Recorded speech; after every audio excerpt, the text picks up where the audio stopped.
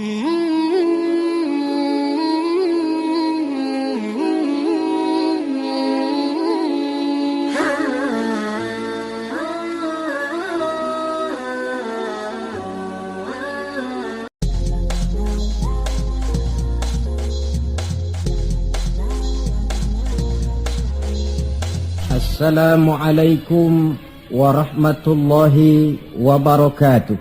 Waalaikumsalam warahmatullahi wabarakatuh. Bismillahirrahmanirrahim. Alhamdulillahi rabbil alamin. Wassalatu wassalamu ala ashrafil anbiya'i wal mursalin Sayyidina wa maulana Muhammadin wa ala alihi wa ashabihil mujahidin at-tahirin, amma ba'du. Bapak-bapak, ibu-ibu, saudara-saudara kaum muslimin yang berbahagia, sudah bukan merupakan rahasia lagi bahwa kemajuan ilmu pengetahuan dan teknologi modern telah mengantarkan masyarakat manusia kepada menikmati satu bentuk kehidupan yang lebih mudah dan lebih dekat dengan apa yang mereka harapkan. Dengan kemajuan ilmu dan teknologi, dunia telah dirubah oleh manusia seolah-olah dari sebuah daerah yang kosong menjadi kota-kota yang penuh dengan gedung-gedung pencakar langit. Apa yang bagi manusia yang hidup di masa lampau hanya ada dalam idealisme mereka, sekarang ini sudah bukan merupakan rahasia lagi. Orang telah bertandang ke bulan, dan mungkin dalam beberapa tahun yang akan datang mereka akan mendarat pula di planet-planet lainnya. Kekurangan tanah pertanian bisa diatasi dengan merubah gurun pasir yang gersang dan tandus menjadi areal pertanian yang subur. Hujan lokal dapat dibuat. Kekurangan air bisa diatasi dengan penyulingan air laut melalui proses kimiawi. Penyakit-penyakit akan berkurang dan hidup makin dekat kepada apa yang diharapkan. Pertanyaan yang paling mendasar ialah, sudah sampaikah manusia kepada kebahagiaan? Adalah benar, dengan kemajuan ilmu dan teknologinya, manusia mencoba menyingkap tabir rahasia alam ini. Namun tiap kali tabir rahasia itu terbuka, terbentuk pula misteri-misteri baru yang memerlukan jawabannya. Di pihak lain, kemajuan yang diperoleh itu telah melahirkan satu bentuk kehidupan di mana manusia mempunyai satu mitos bahwa seluruh persoalan kehidupan bisa dipecahkan dengan otak manusia. Maka aspek-aspek ketuhanan, mistik dan kerohanian mulai ditinggalkan oleh manusia. Saudara-saudara kaum muslimin yang berbahagia, maka sebagai efek dari kemajuan ilmu dan teknologi itu, kita melihat lahirnya kelompok-kelompok manusia yang otaknya penuh berisi ilmu pengetahuan modern, tapi jiwanya kosong dan hampa, merasa tidak puas dengan ini dan itu, walaupun hidup sudah serba ada dan serba cukup. Akibat lainnya ialah kerusakan terhadap alam. Kita maklum, manusia memulai orientasinya dengan tunduk kepada alam. Pada proses selanjutnya, manusia mulai mengadakan adaptasi, penyesuaian diri dengan alam. Dan selanjutnya manusia mulai mengadakan eksplorasi, penundukan kepada alam, memanfaatkan alam untuk menunjang kebahagiaan yang mereka dambakan. Akibatnya, penggunaan sumber daya alam yang melampaui batas sering merusak alam itu sendiri. Kita ambil satu contoh misalnya. Akibat meningkatnya penggunaan bahan bakar dan penggunaan bahan kimia, maka terjadilah pencemaran udara. Yang ini akan menyebabkan terjadinya hujan asam, yang menyebabkan matinya plankton dan organisme akuatis air. Di sisi lain kita melihat akibat percobaan nuklir misalnya, yaitu rusaknya lapisan ozon di atmosfer yang akan menghilangkan perlindungan makhluk hidup terhadap sinar ultraviolet dari matahari, yang pada gilirannya ini akan menaikkan frekuensi daripada penyakit kanker. Ketidakseimbangan alam sering timbul sebagai dampak dari penggunaan sumber daya alam yang berlebihan. Akibatnya akan kembali kepada manusia itu sendiri. Alam memang tidak selalu ramah, memberikan begitu saja apa yang dibutuhkan oleh manusia. Tetapi alam juga bisa kejam kalau sumber daya yang dimilikinya dikuras secara berlebihan tanpa memperhatikan keseimbangan yang ada di dalamnya. Oleh karena itu, marilah kita mencoba melihat gejala-gejala alam yang sering kita dapati di dalam kehidupan ini. Alam merupakan ayat Allah, ayat yang tercipta oleh Allah. Manusia memang diperintahkan untuk memanfaatkan apa yang bisa dimanfaatkan dari alam ini, tetapi dengan tetap menjaga keseimbangan yang tidak akan menimbulkan dampak negatif bagi kehidupan manusia itu sendiri. Gejala alam sering tidak bisa dianalisa, tidak bisa dideteksi oleh kemajuan teknologi yang serba canggih ini. Bulan-bulan terakhir ini, gejala-gejala alam ini sering menimbulkan hal-hal yang lazimnya kita namakan dengan musibah. Gempa bumi di Tarutung yang belum selesai itu diatasi, menyusul dengan tanah longsor di Padang Panjang. Belum selesai tanah longsor diatasi orang, Bengkulu dihantam banjir, puluhan jiwa hanyut tanpa nyawa. Belum lagi bencana alam ini selesai, kebakaran pun timbul di mana-mana. Gejala apa semua ini? Ilmuwan mungkin akan menjawab, oh, kalau terjadi gempa bumi itu gejala alamiah, biasa proses pergeseran kulit bumi. Kalau ada tanah longsor, oh itu karena memang karakter tanahnya yang labil. Salah manusia kenapa tinggal di situ. Mungkin merupakan gejala alamiah, kata para ilmuwan. Mungkin proses pergeseran kulit bumi, kata ahli geologi. Mungkin karakter tanahnya yang memang labil, kata orang yang ahli tanah. Mungkin karena alam sudah bosan bersahabat dengan manusia, kata Ebit. Kalau tidak percaya, silahkan tanya kepada rumput yang bergoyang. Mungkin. Tetapi pada pertemuan kali ini, saya ingin mengajak kita semua untuk melihatnya dengan kacamata agama. Saya katakan tadi bahwa gejala alamiah sering tidak bisa dideteksi oleh ilmu dan teknologi modern. Berbagai macam analisa, berbagai macam kesimpulan diambil orang setelah terjadinya bencana.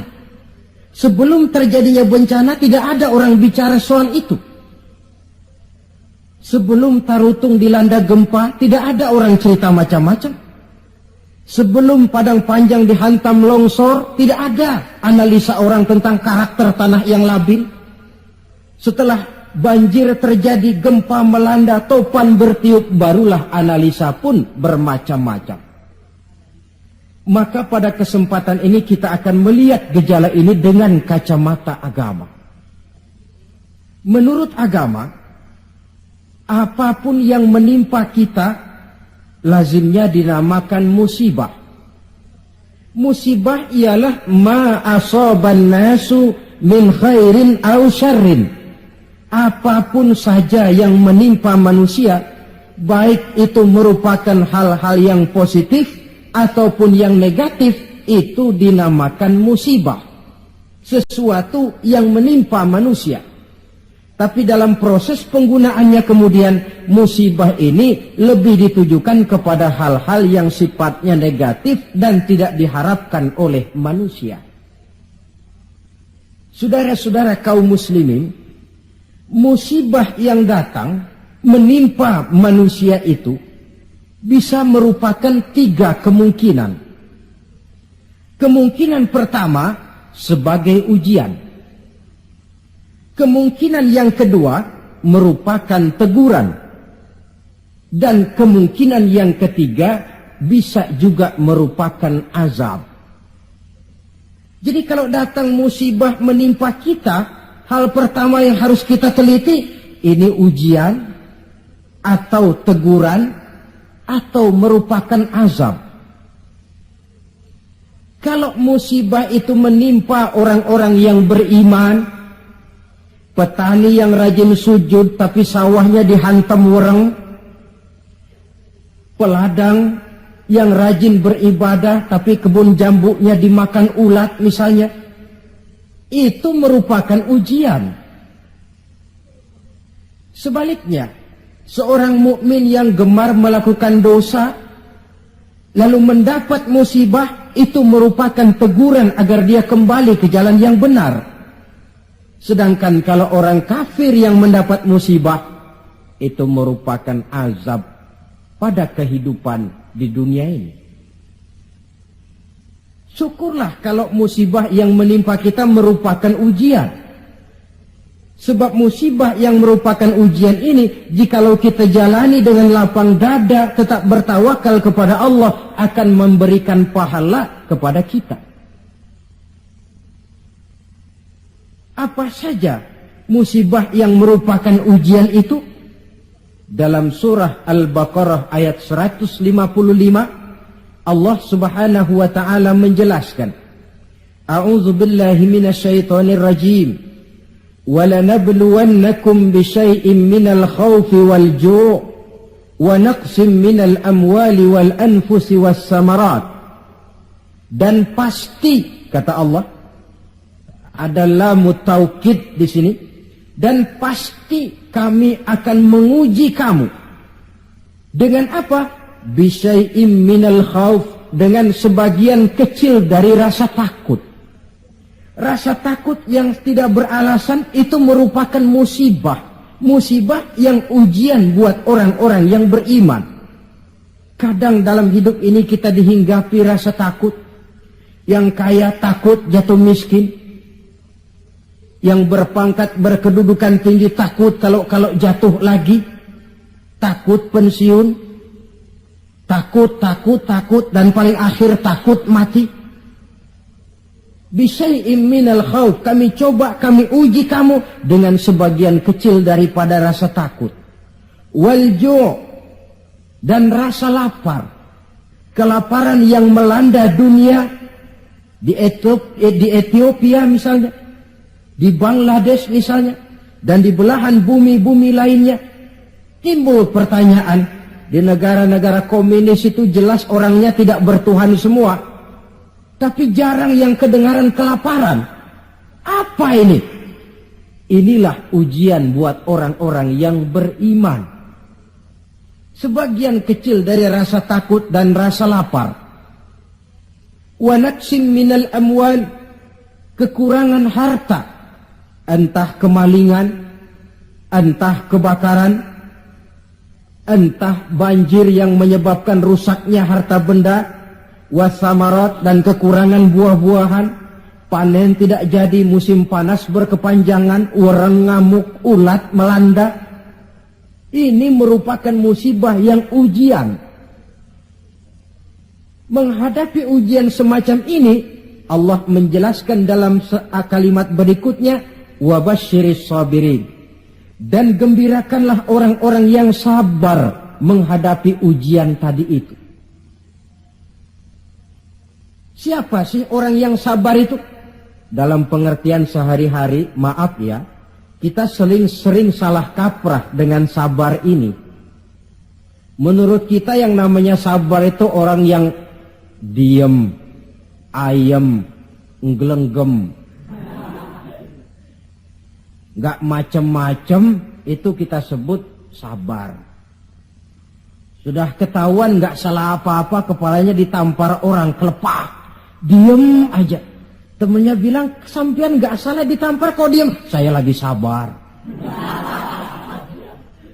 Oh, saya kira sabar yang begini ini sabar yang salah pasang. Siapa sih orang yang sabar ini? Ayat selanjutnya menjelaskan, ini yang disebut tafsirul ayat bil ayat. Ayat mentafsirkan ayat. Siapa orang yang sabar itu?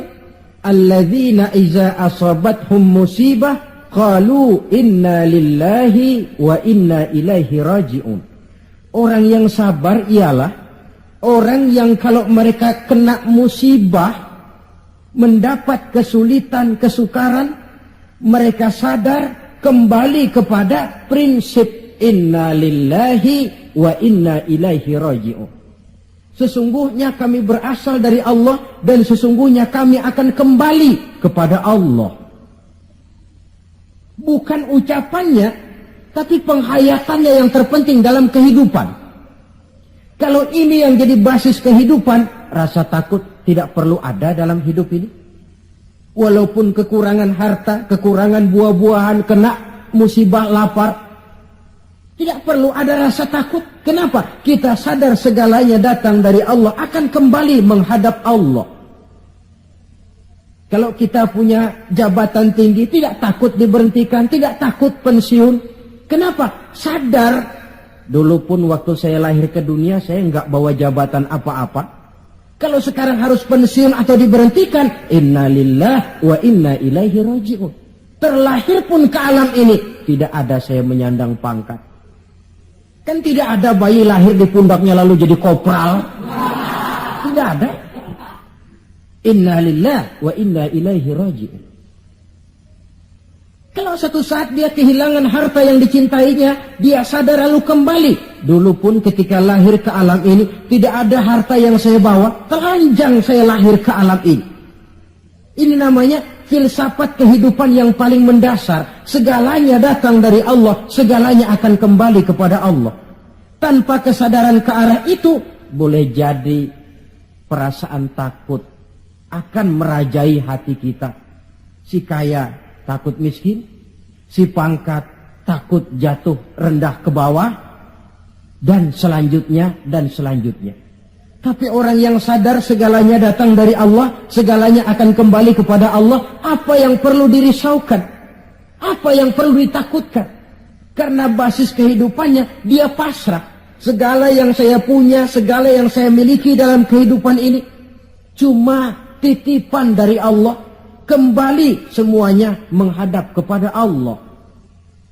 Ma'asyiral muslimin rahimakumullah. Itulah sebabnya seorang muslim setiap mendapat musibah, dia harus mengucapkan inna lillah wa inna ilaihi raji'un. Jangan macam kita ini inna lillahinya kalau ada orang mati saja. Sampai dulu dalam satu pengajian, seorang kiai tanya santrinya, kemana si fulan tidak datang? Kata temannya, si fulan sakit kiai. Kata kiai, inna lillah wa inna ilaihi raji'un. Temennya nyaut, kiai belum mati dia. Loh, kata kiai, sakit itu kan musibah. Setiap terkena musibah, orang dianjurkan, disunahkan mengucapkan inna lillahi wa inna ilaihi raji'un. Jadi bukan cuma ucapan bibir yang tidak berakar ke hati, tetapi ucapan bibir yang berakar ke hati lalu diterjemahkan dalam kehidupan. Segalanya datang dari Allah, segalanya pun akan kembali kepada Allah. Marilah kita lihat dalam kehidupan, akibat tidak sadarnya orang kepada innalillahi, gejalanya dalam kehidupan modern ini kan bisa kita lihat. Berapa banyak orang-orang yang tadinya sudah adil, berjuang hendak menegakkan keadilan, tapi di tengah jalan dia bisa berbalik menjadi orang yang justru menginjak-injak keadilan. Berapa banyak orang-orang yang tadinya sudah benar, ingin memperjuangkan kebenaran, di tengah jalan berbalik menjadi orang yang hanya mau benar sendirian, walaupun tidak benar bagi orang lain.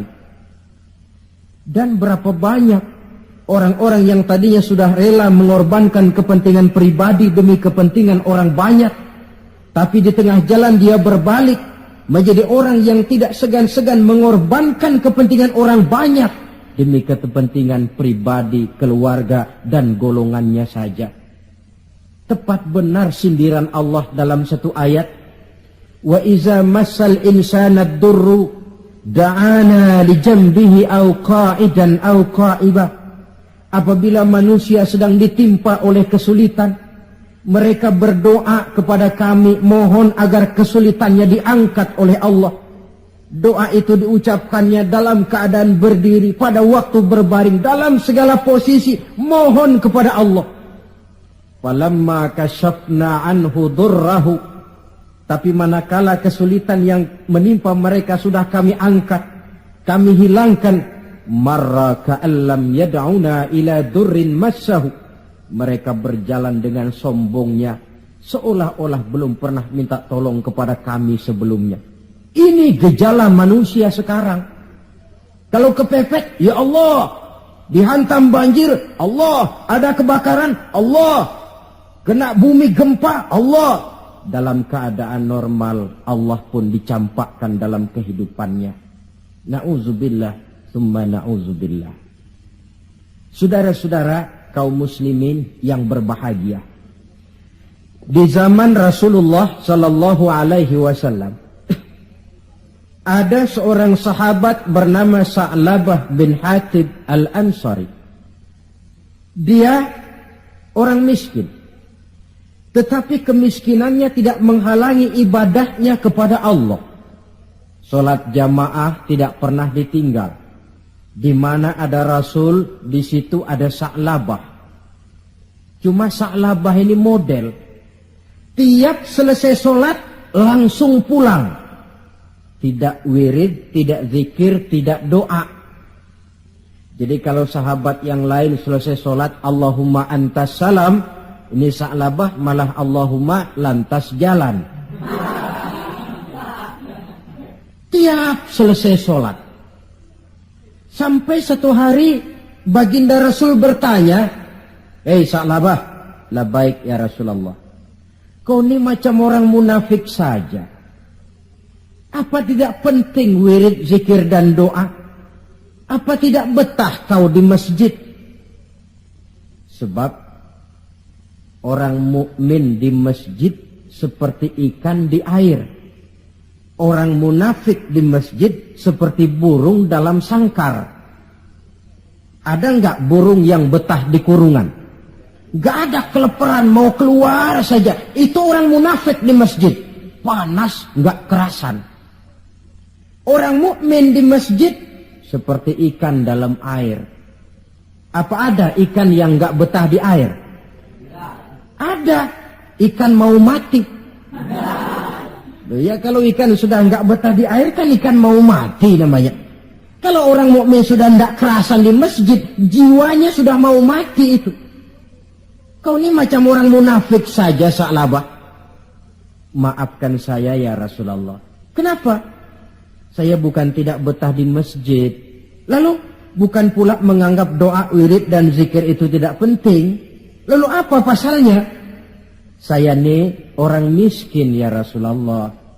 Saya punya kain satu-satunya, berdua sama istri saya. Jadi waktu saya sholat di maghrib di masjid, istri saya di rumah nungguin giliran kain. Maka saya cepat-cepat pulang, aplusan kain. Oh ini kan kere ini. Oh begitu ya. Lalu gimana? Sekarang gini saja ya Rasul. Ini sudah kadang ditanya. Kemarin-marin saya mau minta sendiri, malu. Ini sudah kadang ditanya lah, saya berani. Gimana? Tuankan Rasul. Lalu namanya Rasul kan doanya jarang meleset. Jadi tolonglah doakan kepada Allah supaya saya jadi orang kaya. Kalau saya kaya ya Rasul, saya punya kain sendiri, istri punya kain sendiri, asyik saya ibadah, saya akan wirid, saya akan zikir, saya akan tenang di masjid. Biasa, omongan orang belum punya duit. Itu selalu begitu. Sa'labah, kata Rasul, labaik ya Rasulullah. Qalilun tuaddi syukrahu khairun min kasirin la tutiquhu. Sedikit kamu syukuri itu lebih baik daripada banyak tapi kau tidak kuat bawanya. Sedikit kamu syukuri, nanti Allah tambah ketimbang banyak tapi kau tidak kuat membawanya, apa gunanya? Kalau memang cuma gelas secangkir, dituangi air 1 ember pun lebihnya akan jadi mubazir. Tahu dirilah kita. Begitu ya? Oh ya sudah kalau begitu. Pulang Sa'labah. Besoknya bertemu lagi dengan Rasul. Bagaimana Sa'labah? Sudah ya Rasul. Sudah apa? Sudah saya pikir-pikir. Lalu? Ya syukur sih syukur. Cuma saja kalau kain 1 berdua rasa-rasanya repot juga awak nih nak bersyukur. Jadi bagaimana? Sudahlah ya Rasul, doakan saja saya jadi orang kaya lah. Sa'labah, saya ya Rasul. Kau ini kan orang Islam toh? Iya. Nah, orang Islam itu yang jadi contoh siapa? Tuhan ya Rasulullah. Betul? Betul. Kau lihat saya kaya enggak? Enggak. Kenapa minta kaya? Iya ya. Iya, pulang. 2 kali knock out. Hari ketiga datang lagi dia ke masjid nekat. Ya Rasulullah, gimana Sa'labah? La in atani Allahu min fadlihi la usaddiqanna wa la akunanna minas salihin. Kalau Allah memberikan rezeki kepada saya, kalau saya jadi orang kaya ya Rasul, pokoknya saya akan jadi orang soleh, tekun ibadah. Wala a'ti kulladzi haqqin haqqah. Akan saya berikan tiap orang haknya. Pokoknya kalau saya kaya, sip dah. Omongan orang belum kaya memang begitu. Saudara-saudara, kata Rasul, Sa'labah yang benar. Benar. Yakin? Yakin. Janji ya? Janji. Mari saya baiat. Selesai baiat didoakan oleh baginda Rasul. Allahumma rzuq Sa'labah. Ya Allah berikan rezeki kepada Sa'labah. Selesai didoakan, Sa'labah dihadiahkan seekor kambing oleh baginda Rasul. Kambing perempuan, sedang hamil. Malah nggak ada suaminya lagi. Ya nggak apa-apa kambing. Saya ini cerita kambing. Kambingnya hamil nggak ada suaminya. Kambing. Yang orang jangan tersinggung loh. Saya ngomong kambing. Sa'labah, kau bawa pulang kambing ini. Kau pelihara. Mudah-mudahan membawa berkah. Baik ya Rasul. Dibawa pulangnya kambing itu, dirawatnya baik-baik. Lalu lahiran kambing itu. 1 jadi 2. 2 jadi 3. 3 lahir lagi jadi 5. 5 jadi 7, 7 jadi 10, 10 jadi 15. Makin lama makin banyak kambingnya, makin sibuk. Datang sholat mulai terlambat. Kalau tadinya belum azan sudah datang ke masjid, sekarang sudah qomat baru nongol. Lambat laun sholat 5 waktu tidak kelihatan di masjid, kelihatan cuma Jumat saja. Itu pun kalau khatib sudah naik mimbar dia baru datang. Rasul bertanya, kemana Sa'labah? Sibuk ya Rasul, kambingnya makin banyak sekarang, ngembalaknya keluar kota. Ya wailah Sa'labah. Aduh, kasihan Sa'labah. Aduh, celaka Sa'labah.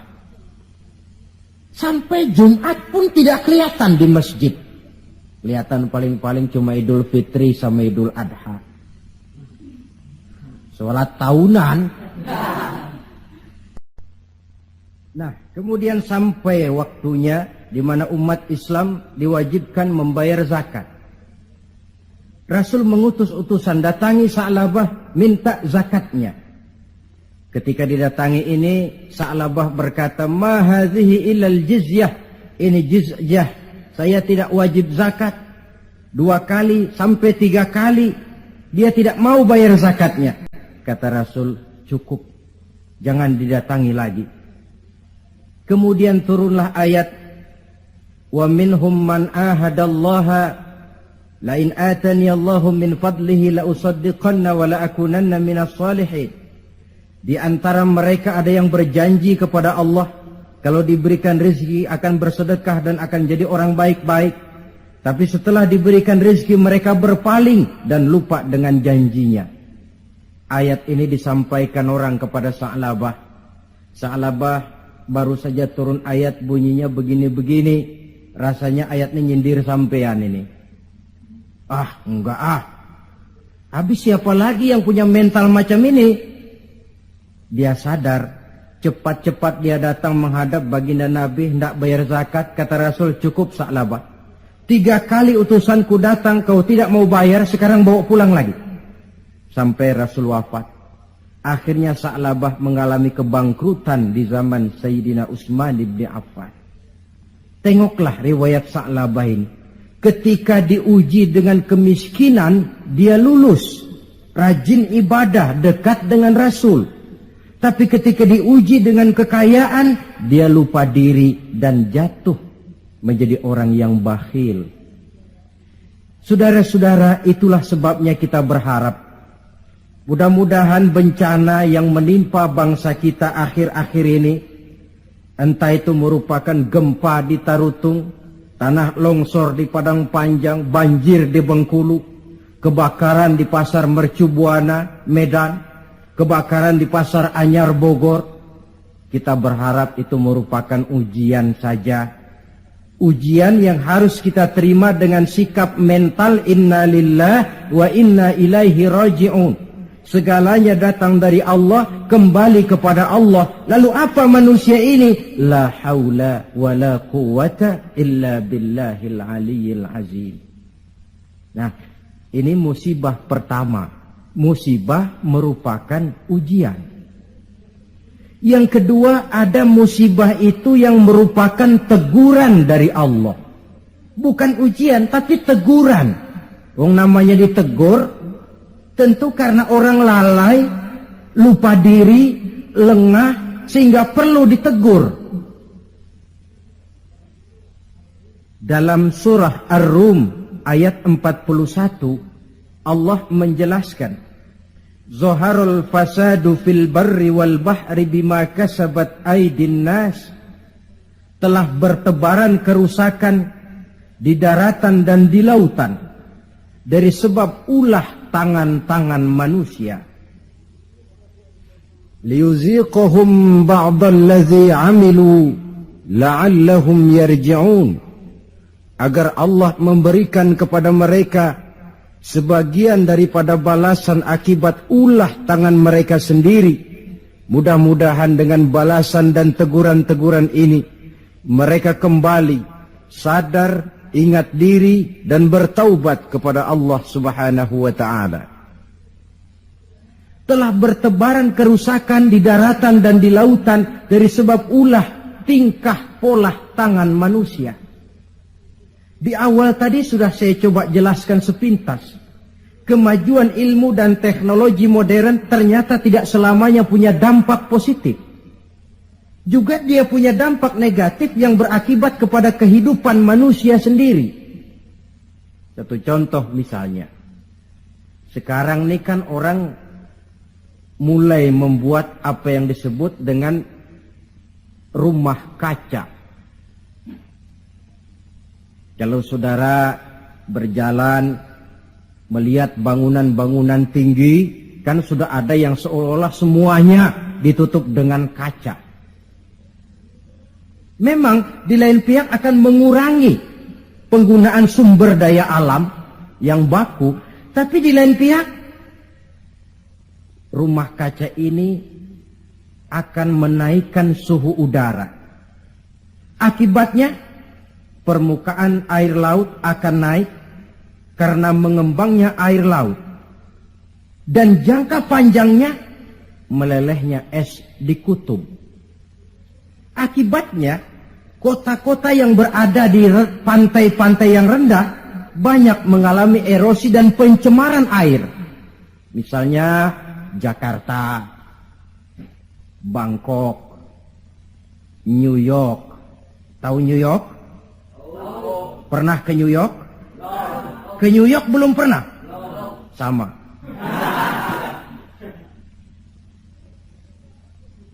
Lalu percobaan nuklir, taruh kata di bawah tanah, tapi efek negatifnya tadi saya katakan, rusaknya lapisan ozon di atmosfer sana, di daerah Antartika, yang akan menghilangkan perlindungan makhluk hidup terhadap sinar ultraviolet dari matahari. Akibatnya frekuensi penyakit kanker makin meningkat. Keperluan akan bahan bakar menyebabkan manusia menebangi hutan semrawut. Erosi timbul, banjir melanda. Di lain pihak gurun-gurun Sahara makin meluas. Sedangkan dunia, bumi yang kita tinggali ini bukan satu wujud yang tanpa batas.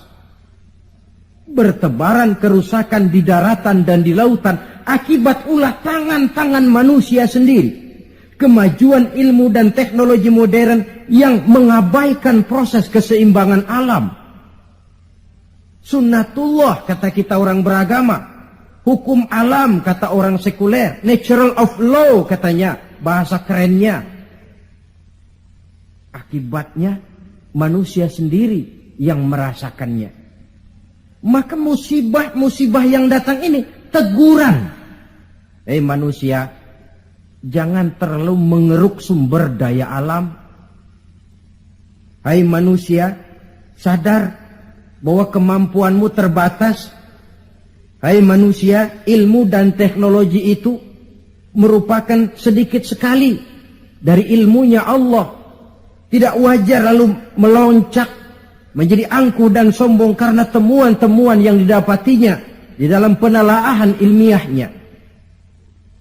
Ini bencana musibah yang merupakan teguran. Atau di dalam satu masyarakat yang maksiatnya merajalela. Yang ma'ruf jalan, tapi yang munkar juga jalan. Artinya 50-50. Majelis taklim ramai, majelis judi pun makmur. Pondok pesantren hidup, tapi juga tempat-tempat maksiat berjalan. Keseimbangan ini memerlukan teguran. Dan teguran itu sesungguhnya tidak hanya dalam bentuk bencana alam, tapi juga secara pribadi yang ada dalam diri kita. Kalau kulit mulai keriput, teguran itu, awas kereta mau berangkat. Jangan tua-tua keladi nak, makin tua makin menjadi. Sadarlah diri. Kalau uban sudah bertabur, kalau pandangan sudah lamur, kalau pendengaran sudah kabur, kalau makan pun cuma kuat makan bubur, tandalah tuh sudah dekat ke lubang. Awas kereta mau berangkat. Teguran yang datang menimpa diri dalam bentuk yang luas yang merupakan bencana alam, musibah dan sebagainya. Ini bentuk yang kedua. Bencana merupakan teguran. Bentuk yang ketiga, ada bencana itu, musibah itu yang merupakan azab dari Allah. Dalam surah Ali Imran ayat 112 Allah Subhanahu wa taala menjelaskan, "Duribat 'alaihimudz zillatu aynama thuqifu." Dimanapun mereka berada, mereka akan ditimpa oleh kehinaan. Illa bihablim minallah wa hablim minan nas. Kecuali mereka yang teguh berpegang dengan tali Allah, agama ini, wa hablim minan nas, dan tali hidup bermasyarakat. Wa ba'u bighadabim minallah. Mereka akan mendapat murka dari Allah. Wa duribat alaihimul maskana. Juga ditimpakan kehinaan dan kerendahan kepada mereka. Apa penyebabnya?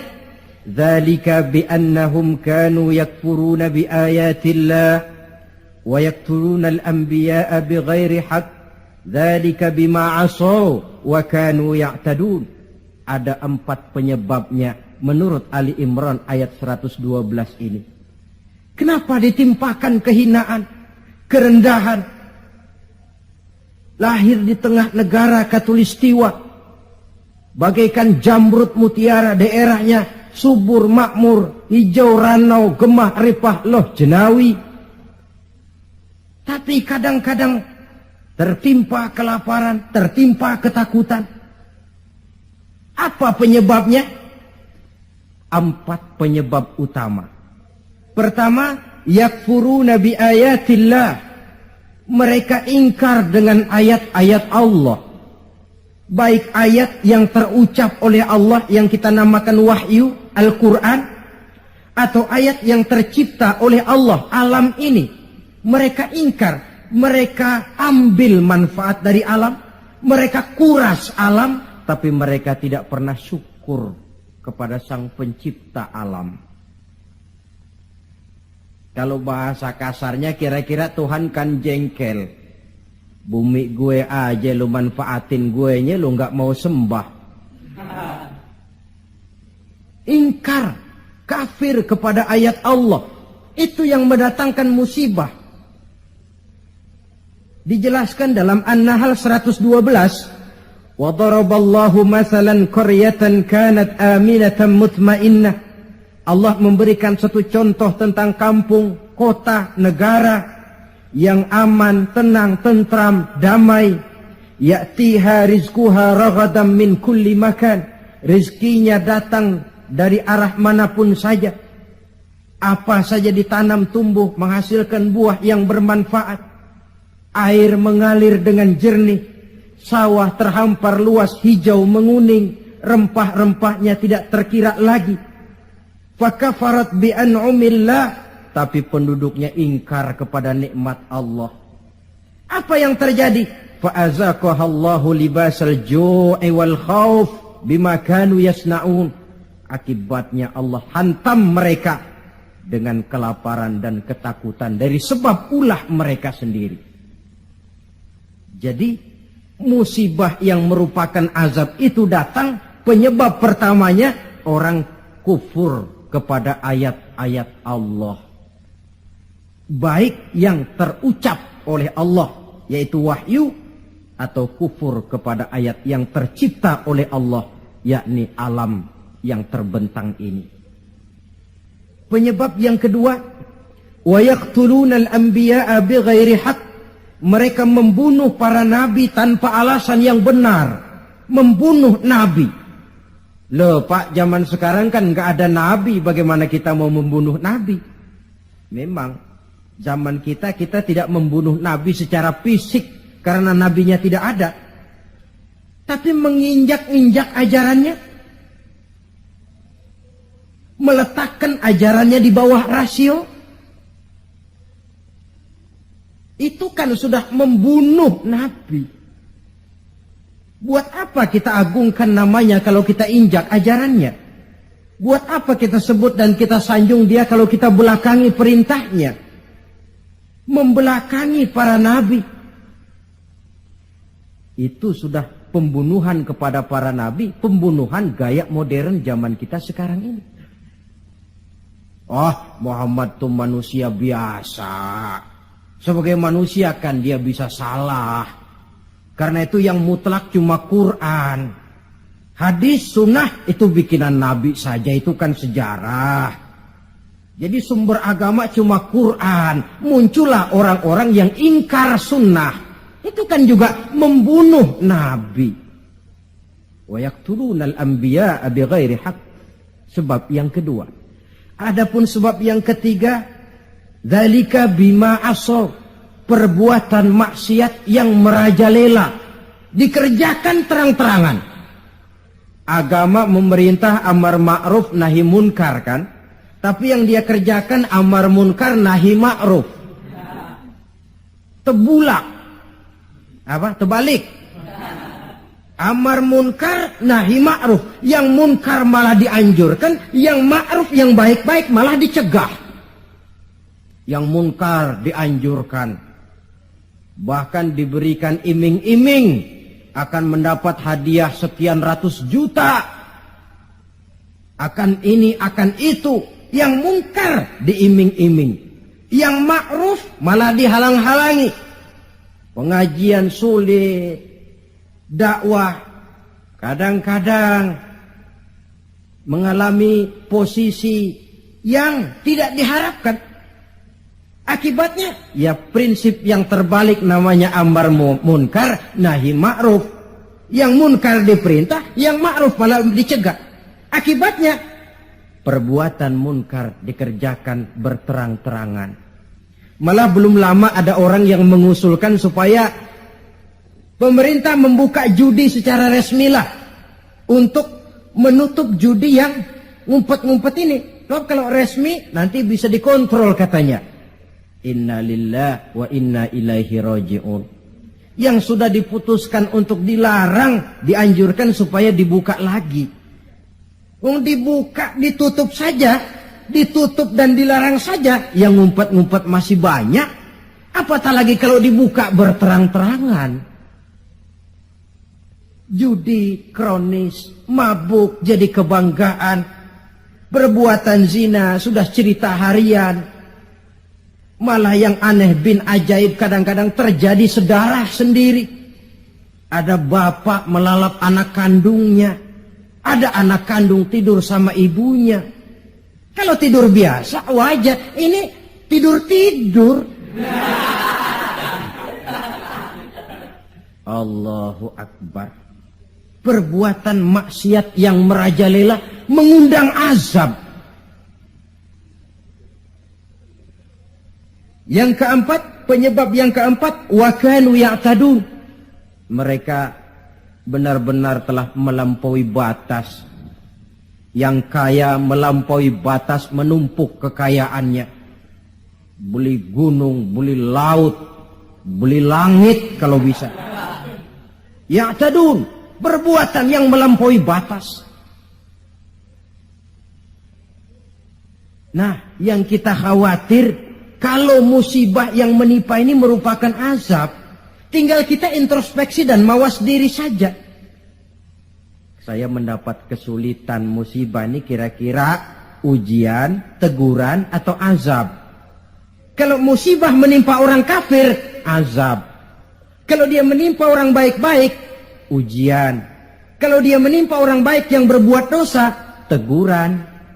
Jadi jangan kita sholat saja tidak pernah, puasa tidak pernah, dapat musibah lalu bilang saya lagi diuji oleh Tuhan. Bukan diuji, itu lagi dikasih perskot. Panjer nih, perskot azab, kontannya di akhirat nanti. Saudara-saudara kaum muslimin yang berbahagia.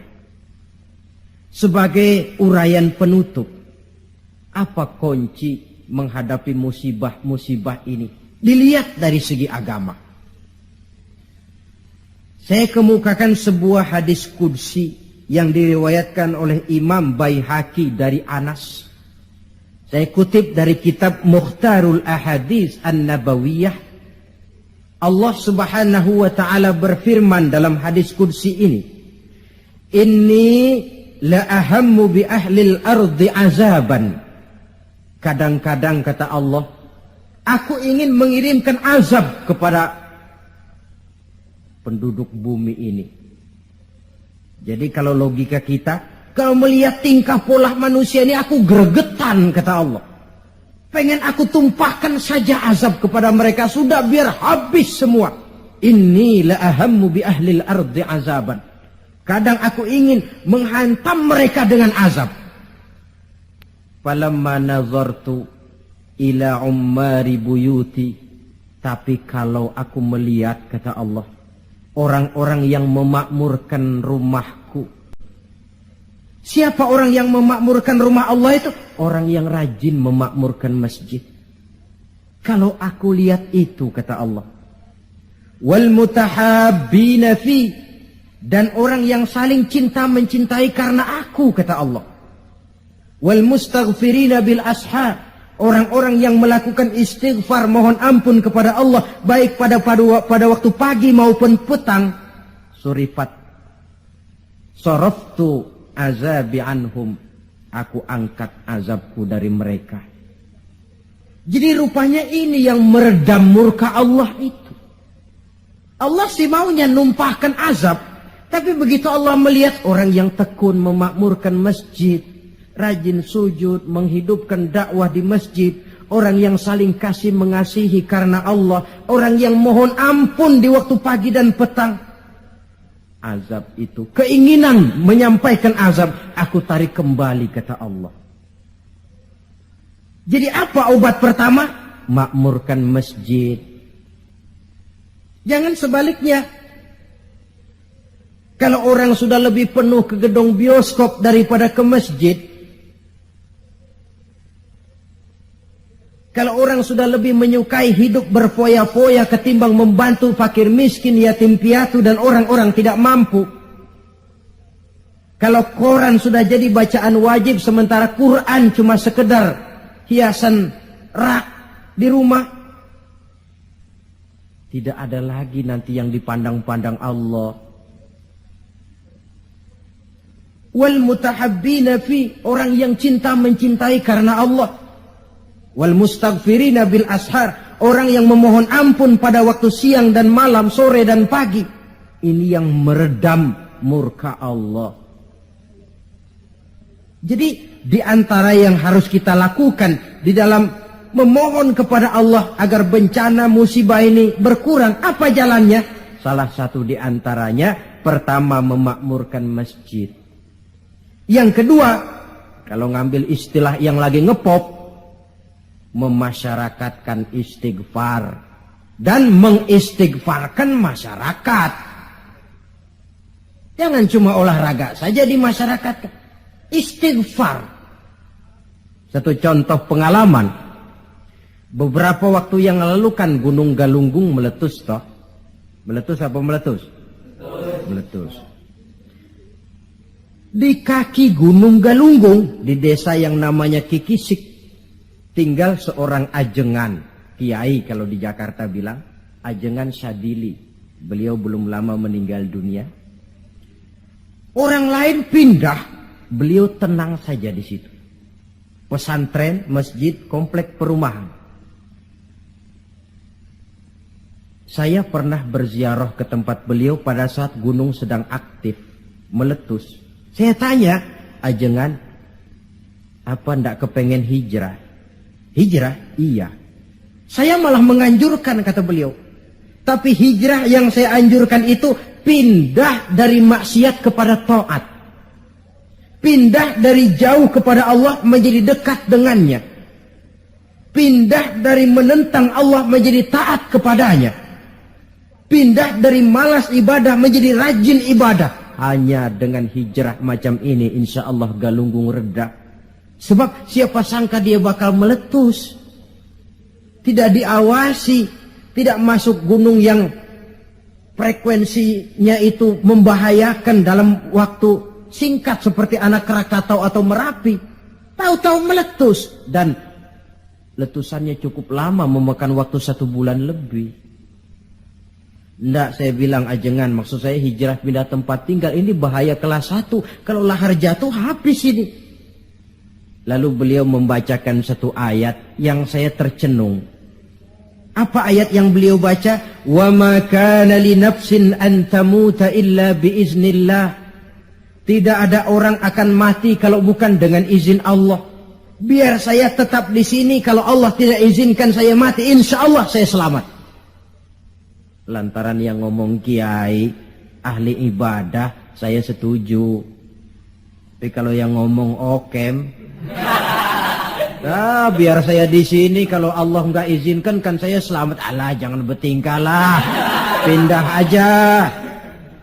Kita ini kan kadang-kadang tidak melihat makom ya, kedudukan di sisi Allah. Orang lain baca ini bisa begini ya, orang lain kiai, kita yang bukan kiai lalu mau ikut-ikutan. Nabi Ibrahim masuk ke api, lalu ada ayat, ya narukuni bardan wassalaman ala Ibrahim. Hei api dingin, kamu selamatkan Ibrahim. Nabi Ibrahim ya selamat, api dingin. Lalu kita masuk ke api, baca ayat tadi, mateng.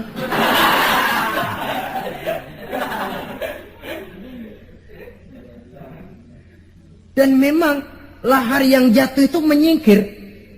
Rumah Pak Kiai itu dilewati saja oleh lahar, tidak masuk ke dalamnya. Ya Allah, saya teringat hadis qudsi ini. Orang yang tekun memakmurkan masjid, orang yang kasih mengasihi karena Allah, orang yang beristighfar di waktu pagi dan petang, di kala siang dan malam, di tengah maksiat melanda kehidupan, di kala orang lupa diri dan lupa daratan. hancur di meja judi, hanyut dalam botol-botol minuman keras, terlena di tempat-tempat pelacuran, dinina bobokkan oleh korupsi dan penyalahgunaan jabatan dan wewenang, dan segala macam perbuatan-perbuatan yang melampaui batas. Mereka yang tekun memakmurkan masjid, kasih mengasihi karena Allah, melaksanakan istighfar, mereka ini yang meredam murka Allah. Disadari atau tidak, kita hutang jasa kepada mereka ini. Kalau tidak lantaran mereka, habis sudah digulung bumi ini. Ini menurut janji Allah dalam hadis qudsi.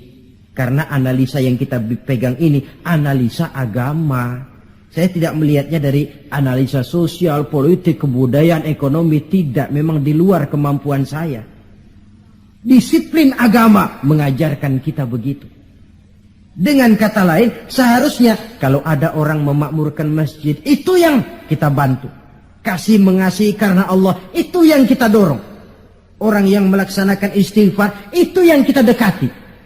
Alhamdulillah ya, masih ada yang istighfar. Alhamdulillah ya, masih ada yang memakmurkan masjid. Jangan, alah orang gaek lah, orang tua kertu kerjanya cuma megang-megang tasbih saja. Apa sih bisanya? Cuma istighfar saja. Istighfar ini yang meredam murka Allah. Alah, kerjanya main di masjid mulu, taklim khutbah, apa itu? Ini yang meredam murkanya Allah. Bahkan dalam hadis lain, laula suyukhun rukka wa bahaimun rutta. Kalau tidak karena orang tua yang rajin sujud, kalau tidak karena binatang melata yang mencari makan, kalau tidak karena bayi yang menyusui, la sabba alaihim azaban sabba. Akan aku timpakan azab kepada mereka sehebat-hebatnya. Bayi yang masih menyusui, yang masih bersih dari segala dosa, yang masih punya masa depan. Orang-orang tua yang rajin sujud kepada Allah. Ini peredam murkanya Allah. Jadi kesimpulan, di antara resep mengatasi musibah akhir-akhir ini dari kacamata agama, pertama makmurkan masjid, yang kedua tumbuhkan saling kasih mengasihi karena Allah, yang ketiga memasyarakatkan istighfar dan mengistighfarkan masyarakat. Kaum muslimin, inilah saja yang kita bicarakan pada pertemuan kali ini. Semoga ada manfaatnya. Terima kasih atas segala perhatian. Mohon maaf atas segala kekurangan. Usikum wa nafsi bitaqwallah. Wassalamualaikum warahmatullahi wabarakatuh. Waalaikumsalam warahmatullahi wabarakatuh.